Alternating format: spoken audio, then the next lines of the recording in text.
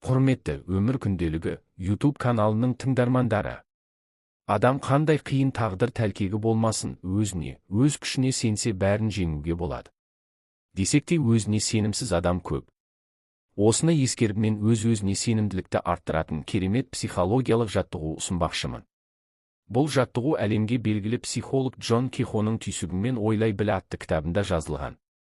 Кітаптағы көзге елестету, немесе ойша көру бөлімінен пайдалы бұл жаттығуды күнде орындаңыз. Өзіңізге сенімділікті арттыратын жаттығу, қиялыңызды пайдалану арқылы өзіңізді өзіне сенімді адам ретінде елестетіңіз. Ойыңызда, яғни ойша батыл қадамдар жасап, түрлі адамдармен емін-еркін араласыңыз. Дәл сол сияқты өзіңізге қиындық тудыратын жағдайды ойша елестетіңіз, бірақ бұл жағдайда өзіңізді емін-еркін, жеңіл әрі сәттілікке қол жеткізген адам ретінде суреттеңіз. Ойыңызда ойша суреттейсіз. Достарыңыз бен әріптестеріңіздің сізді қалай құттықтап, жылы ілтипат білдіріп жатқанын елестетуге де болады.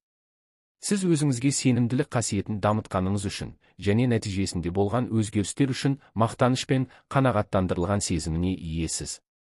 Осы жағдай шынайы өмірде болып жатқандай ойыңызда суреттеңіз. Оңай жаттығу.